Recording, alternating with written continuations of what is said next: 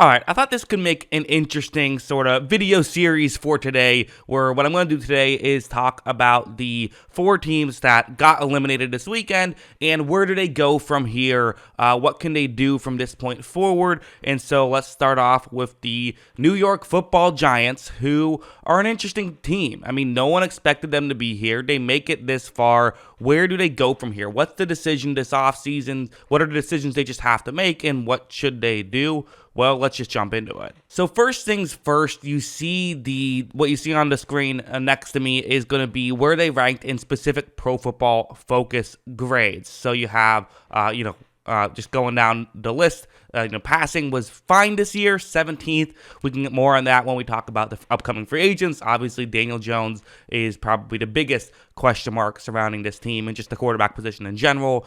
Pass blocking wasn't great. So, again, part of what can make that better, just if Evan Neal develops as a player, young player who obviously was a very high draft pick, but did not have a particularly great rookie season. In fact, he had a bad rookie season. Can he grow? That'll be a question mark for sure. Andrew Thomas did, but not every guy is Andrew Thomas. Run blocking was better. So the run blocking was good, was at least average this season. Receiving was not very good. Only a few teams worse than them in the receiving category. Running game was good. Another question mark there, though, if you're going to keep that. Defense did not grade very well at all. Run defense was poor. Pass rush was below average. But again, it looked a lot better when Thibodeau was out there. He was injured, so this is taking the whole season into account. But with him out there, looked better. So could still probably use another pass rusher, I would think. But not a disaster there. But then the coverage was also did not grade out very well. So I mean, you look at this, you wonder how did they make it this far to begin with, right? These are not very particular stuff. Obviously, the coaching, particularly good stuff. Excuse me.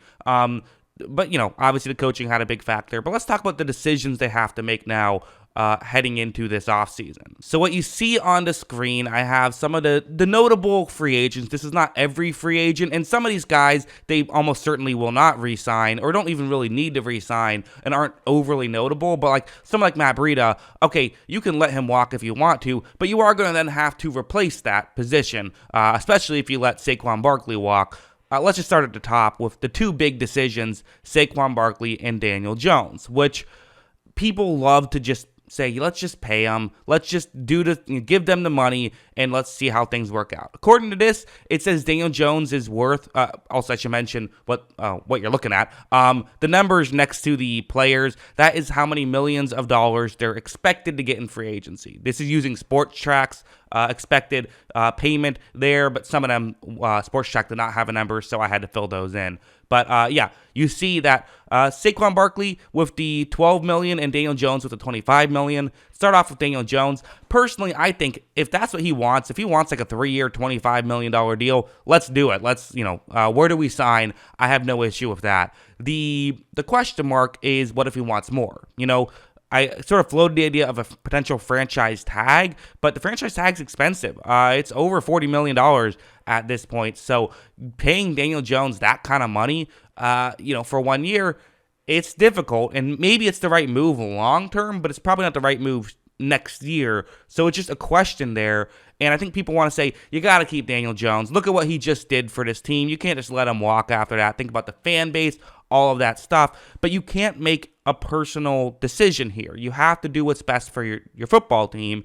And you look at the Daniel Jones, Saquon Barkley situation, we all made fun of the Cowboys. And I'm sure if you're a Giants fan watching this video, you definitely made fun of the Cowboys for paying Dak Prescott the big amount of money and for paying Ezekiel Elliott the big amount of money. Because the reality is, in the NFL, it's not a coincidence that you look at the four teams still with a chance to win the Super Bowl. You have three teams who have star quarterbacks with Joe Burrow, Patrick Mahomes, and Jalen Hurts, who's played like a star this year. And then the exception is the 49ers, who aren't paying a quarterback big money.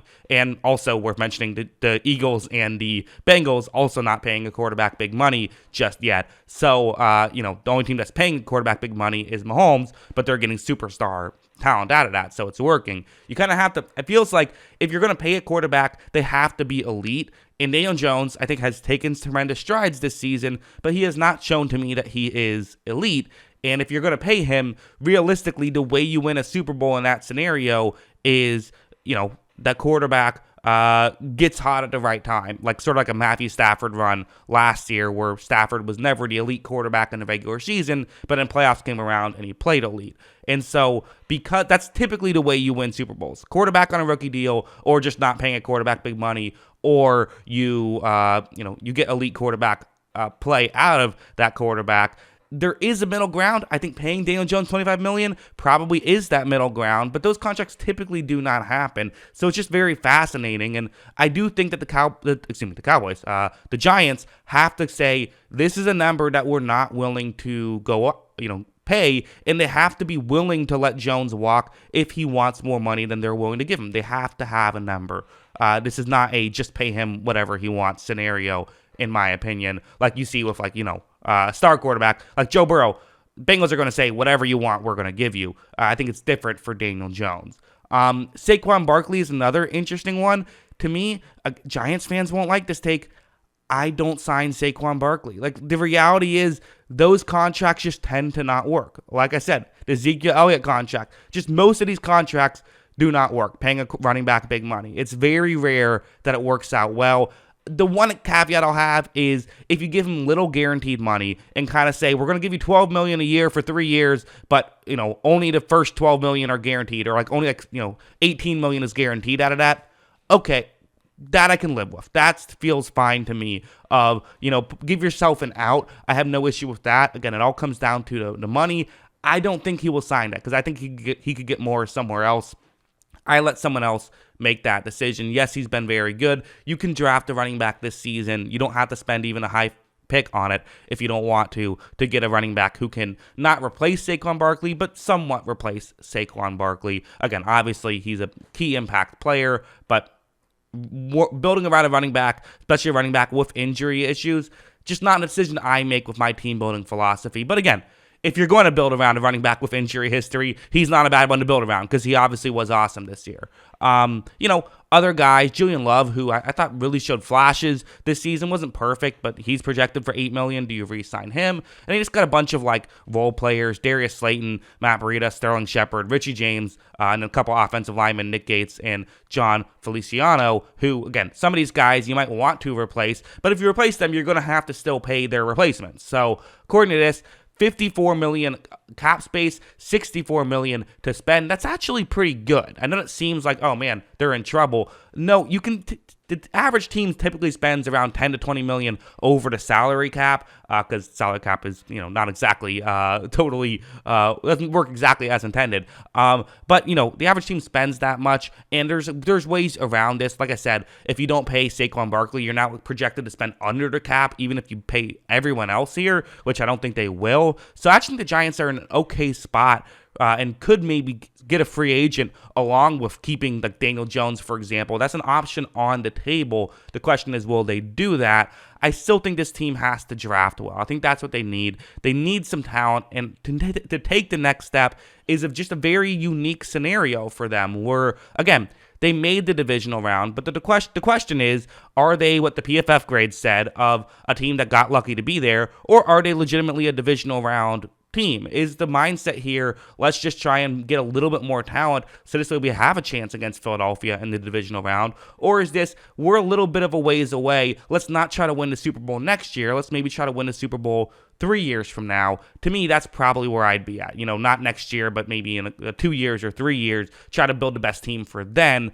And again, the good thing about the Giants is they have the coach, right? They have the coaching staff, and that's what you feel good about if you're a Giants fan, is all of that stuff. So some interesting decisions. I don't know exactly what you do everywhere because I don't know what are the contract details for certain spots, but those are kind of my thoughts and my team building philosophy and just where they're at. What do you guys think? Do you disagree? Do you think Daniel Jones has proven that you should give him just a big contract and let it happen?